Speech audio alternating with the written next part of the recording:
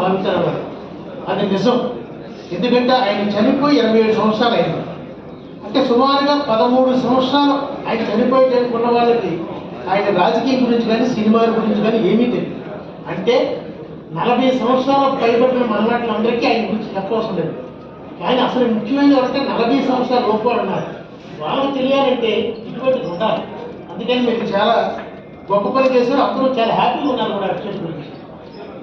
అందుకని ఒక మాట అన్నారు, జనాన్ అర్థయేతి జనార్దన అన్నారు. జనాన్ అర్థయేతి జనార్దన అంటే ఎవరైతే ప్రజలకి జనులకి సంతోషం కలిగించే పనులు చేస్తారో ఆయనే జనార్దన. అందువల్ల మీరు దయ ఒకసారి చెప్పండి పడగండి. ఉన్నారంటే మన నాయకులందరూ బాగుపడారు. అందువల్ల జనాలకు సంతోషం కలిగేటువంటి మీరు సార్థక నామకే. నాకు ఒక్కోసారి అనిపిస్తుంటుంది, జనార్దన్ అంటే విష్ణుడు కదా, వాళ్ళ నాన్నగారు పద్మనాభం పెట్టుకుంటే బాగుంటుంది. ఎందుకంటే టీడీపీ మన టీడీపీ అని చెప్పవచ్చు.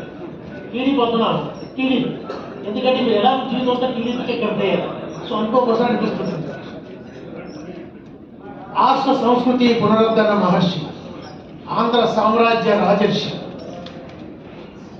ప్రజ్వలిన తెలుగు తేజం, మూర్తిభవించిన తెలుగుధనం, వర్షించే మేఘవాయన, నిత్య నూతన వసంతం ఎన్టీఆర్.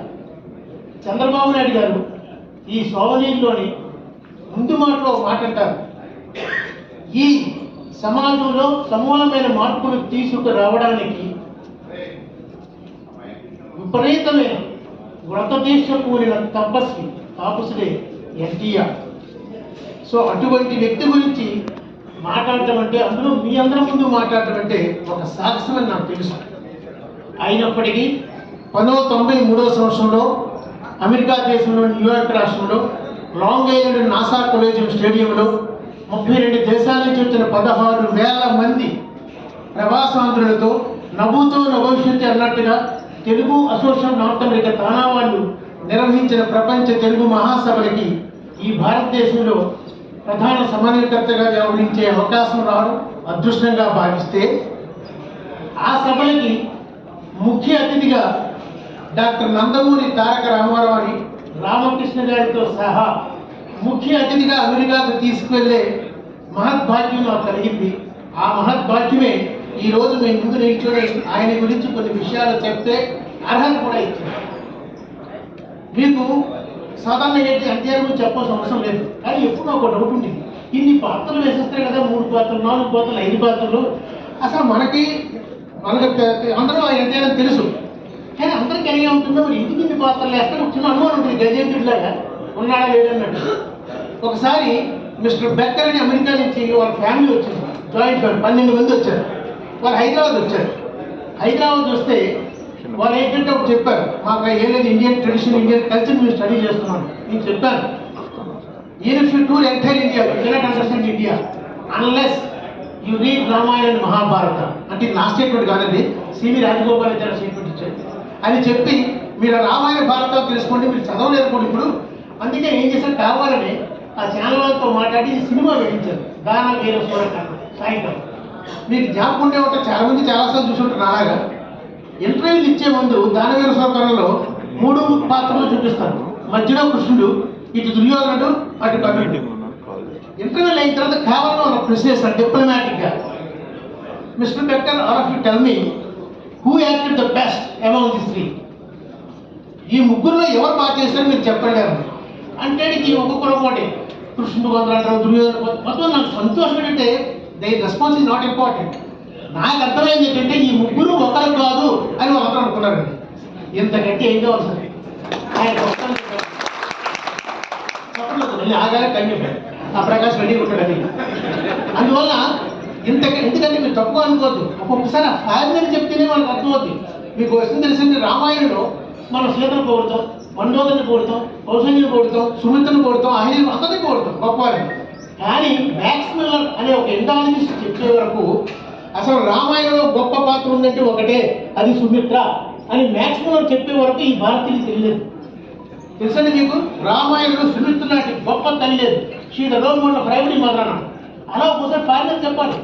ఒక professor John Henry Wright from Harvard university చెప్పే వరకు వివేకానంద గొప్పవాడా, ఒక ఐన్స్టీన్ చెప్పే వరకు గాంధీ ఇంత గొప్పవాడా, అలాగే నాకు ఎన్టీఆర్ గురించి ఆ ఫార్మేట్ చెప్తుంటే ఇంత గొప్పవాడా, అంత వైవిధ్యమైన నటన వాడు. ఇక రెండోది ఏంటంటే మీకు ఆయన ఎంతసేపు చాలా విచిత్రం. ఒకసారి వెళ్ళేవాడు అనమాట. ఏంటంటే నేను అంటే మా అదృష్టం ఏంటంటే ఎర్లీ మార్నింగ్ 4:30 ఫోన్ చేశాను. ఎమ్మెల్యే కోర్సులో ఉండేవాడు నేను మొన్నటి మన విశ్వజన మాస్టర్ కోటలో. ఆయన ఒకసారి మా ఆయన కూడా చెప్పాడు, కొండా సత్యం చెప్పాడు ఒకసారి నాకు. ఒకసారి నేను మీ ఊరు వెళ్ళిపోతే ఆయన ఫోన్ అడుగు నీ కోసం అన్నగారు ఫోన్ చేశాను. ఎర్లీ మార్నింగ్ 4:30కి ఫస్ట్ రోజు అండి, ఇప్పటికీ మర్చిపోను, May 29 ఎమ్మెల్యే కోసం నా ఫోన్ వచ్చింది. ఎర్లీ మార్నింగ్ ఉదయం 4:30. ఆ ఫోన్ లిఫ్ట్లో తీసి అసలు మీరు నంబర్ అడగవలసిన లేదు ఎవరని, నమస్కారం బాగున్నారా, ఇంకా ఆయన తెలిసిపోతుంది. మాట్లాడిన తర్వాత ఫోన్ పెట్టిన తర్వాత ఆ ఎమ్మెల్యే కోర్స్ ఆపరేటర్ ఉంటారు కదా, ఆపరేటర్ ఫోన్ చేసి సార్ ఇప్పుడు ఏదో మీ కనెక్షన్ ఇచ్చింది ఎన్టీఆర్ అన్నాడు.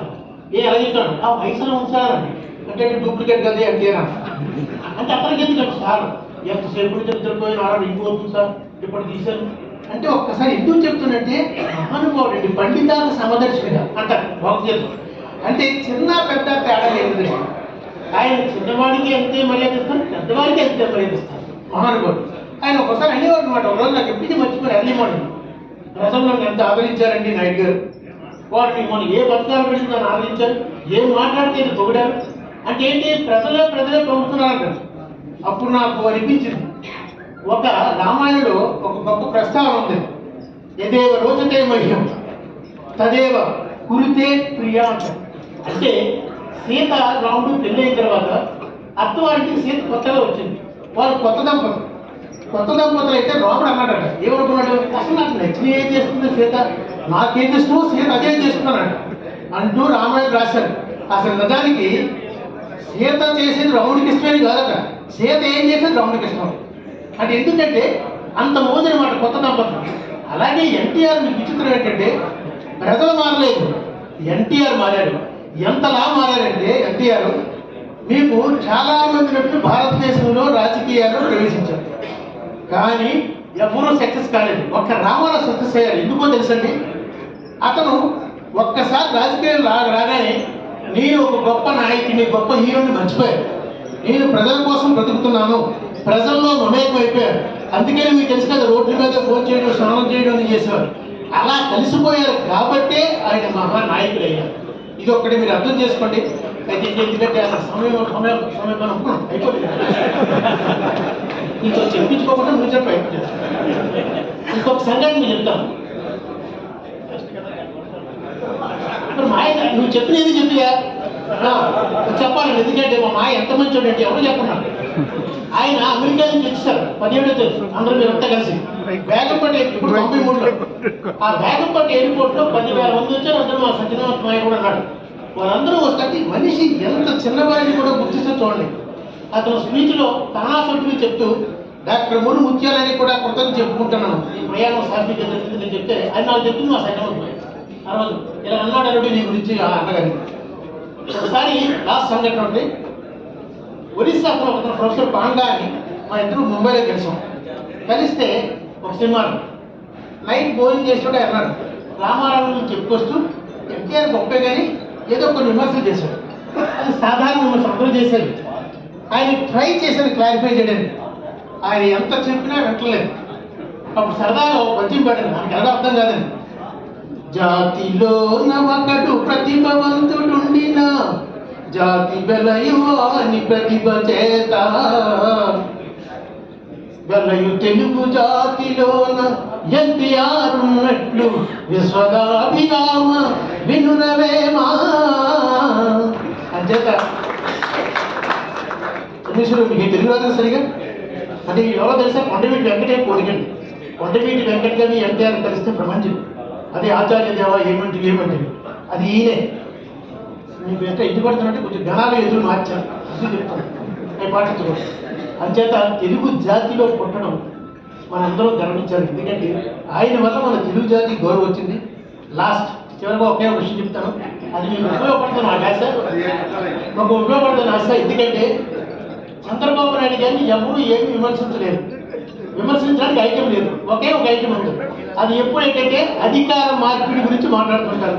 కానీ మీ విచిత్రం ఏంటంటే ఆ అధికార మార్పిడి కూడా అతనికి వ్యతిరేకంగా జరిగిందని మీరు ఎవరు అనుకోవద్దు. ఎందుకంటే ఆయన ఒక్కసారి చెప్పిన మాట మీ అందరికీ చెప్తాం.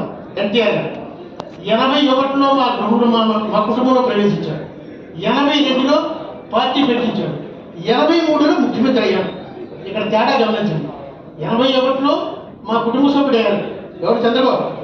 82లో పార్టీ పెట్టించారు, 83లో సీఎం చేసేయలేదు, 83లో సీఎం అయ్యారు అని చెప్పి మీకు 95లో చెప్తున్నానండి. ఎందుకంటే నేను కొంతవరకు చూశాను కాబట్టి. ఆ రోజు పరిస్థితులు ఇంట్లోని బయట చూశారంటే ఇది ఏదో సంథింగ్ రాంగ్ అని చెప్పి ఆయన అనుకోలే. లేకపోతే ఏమిటి, ఆయన ఇంటి పడకపోతే ఈ దేశంలో భారతదేశంలో 2 పోర్ట్ఫోలియో ముఖ్యమైనవి, ఫైనాన్స్ అండ్ రెవెన్యూ. 2 పోర్ట్ఫోలియోలు ఒకే వ్యక్తికి ఇస్తారండి ఎవరైనా? అది చంద్రబాబు నాయుడుకి ఇచ్చారు ఎన్టీఆర్. అంటే ఎన్టీఆర్కి చంద్రబాబు నాయుడు అంటే ఎంత ఇష్టమో సమర్థత. అందుకనే చివరిలో ఆయన డిసైడ్ చేసుకున్నాడు, ఈ పార్టీని పెట్టించిన వ్యక్తి ఈ పార్టీని పరిరక్షించగలదు. అందుకనే అధికార బదిలీ ఒక ఈజీ కాదు కాబట్టి అలా జరిగింది. సో మనస్ఫూర్తిగా I thank each and every one for handing this wonderful opportunity. Thank you.